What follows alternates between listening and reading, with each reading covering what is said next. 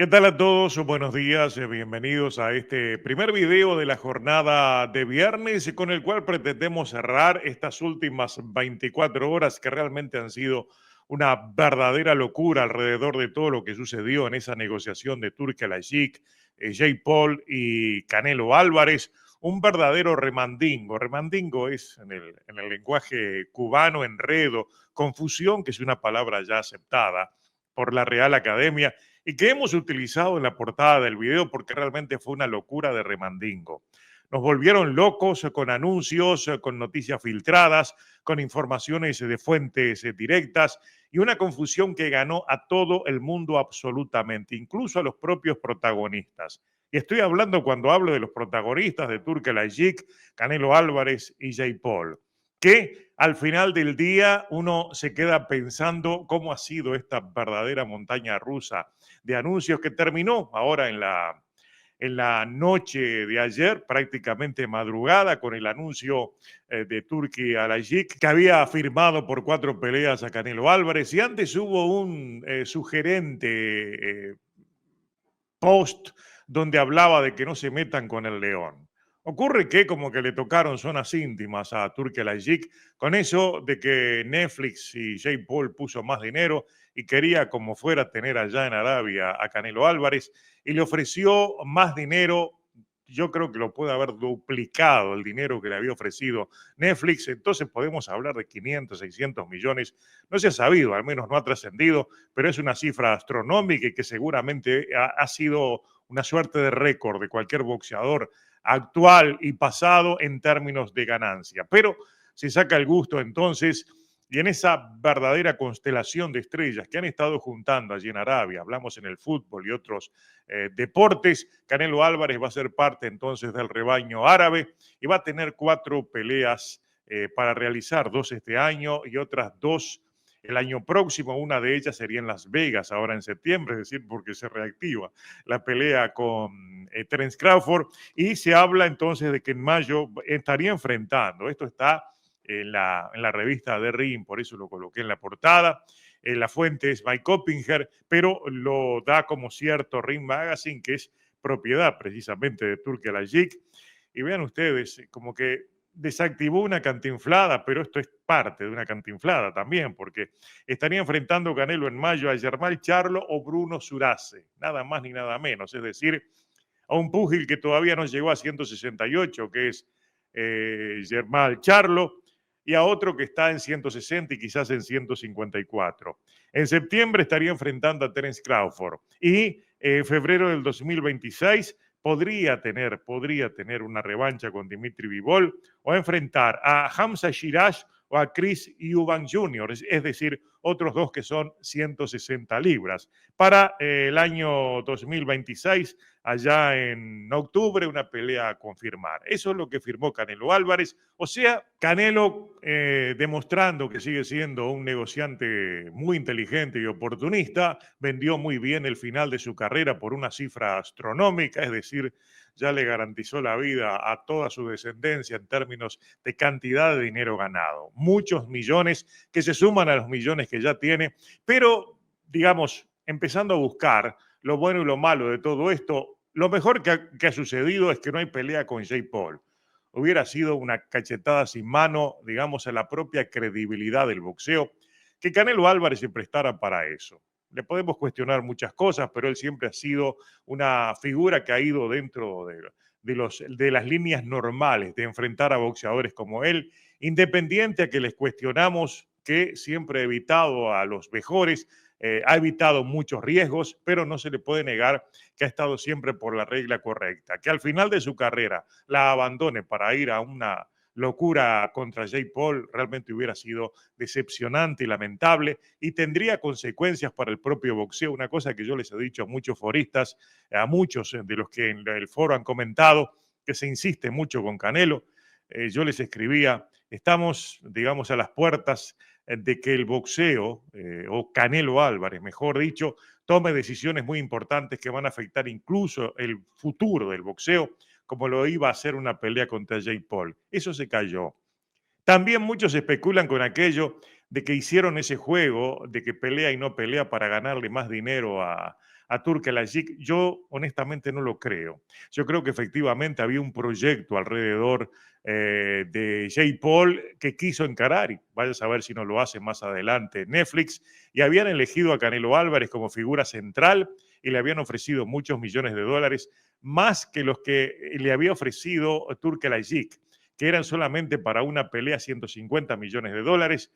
Le aparecieron con un proyecto en Netflix que involucraba varias peleas. Entonces ahí está ese posteo de Turk-el-Ashik que dijo no se metan con el León, vio la oferta que le había hecho Netflix a Canelo, seguramente Canelo le dijo todo esto en conversaciones en la madrugada, si ustedes la superan yo me voy con ustedes, perfecto, entonces le puso sobre la mesa un proyecto de 4 peleas, aceptó Canelo y debe ser por una cifra que quizás duplique lo que le habrá ofrecido Netflix, que andaría por encima de los 200 millones. Seguramente todo lo de Canelo debe andar ahora por los 500, 600 y por ahí nos quedamos cortos. Realmente porque tiene que ser una cifra descomunal para que se tomen entre gallos y medianoche estas decisiones que han dejado loco a todo el mundo informativo. Porque si ustedes revisan, yo de hecho puse en la portada del video algunos posteos de la revista de Ring que contrastan, porque definitivamente primero apareció aquella información filtrada de que iban a enfrentarse Canelo Álvarez con Jake Paul, que incluso salieron muchos a desmentir, el propio Eddie Reynoso la desmintió. Sin embargo, avanzadas las horas, se supo que no, que iba a ir esa pelea porque había una oferta y automáticamente Turk-el-Ashik sale a las redes sociales a decir que estaba cancelada, no había pelea contra Crawford. Después hubo idas y venidas, aparece una información de que para Crawford le habían encontrado entonces una vía de salida, enfrentando 2 o 3 peleas, le había ofrecido para compensarlo, le había ofrecido Turk-el-Ashik, que empezaba con una pelea contra Jaron Ennis, una pelea que siempre se le exigió en 147 libras y él no la asumió. Pero más adelante se ve que hubo una conversación. El propio Eddie Hearn dijo que era cierto que iba a la pelea contra Jake Paul y todo el mundo del boxeo la dio por cierta. Incluso hubo algunas insinuaciones en la propia cuenta en redes sociales de Jake Paul como que estaba preparando un gran aviso, hasta que sale un post de Turk-el-Ashik alertando de que se estaban metiendo contra un león y que el león estaba actuando. Y ese posteo fue retuiteado por Canelo Álvarez, lo que era indicio de que algo iba a suceder y efectivamente un par de horas después sale el aviso de que Canelo Álvarez había firmado entonces por 4 peleas. Como les decía, digamos, dentro de lo malo es lo mejor que pudo suceder. Porque como sea, también sabemos que si bien va a enfrentar a rivales de menor porte, Canelo Álvarez, en general van a ser 4 peleas, una aquí en Estados Unidos y otra en Arabia, siempre van a ser peleas reales, peleas legítimas. Por ese lado, los fanáticos van a ganar. Cierto que va a enfrentar a rivales, repito, imaginen ustedes Canelo Álvarez enfrentando a Bruno Zurace, que viene de dar el batacazo contra Jaime Munguía, o el propio Jermall Charlo, que hay que ver si está en condiciones de volver a pelear, pero siempre ha tenido una debilidad con Charlo Canelo Álvarez, siempre lo ha elegido. No ha peleado ahora en este último tiempo con Charlo simplemente porque Charlo ha estado más afuera que adentro.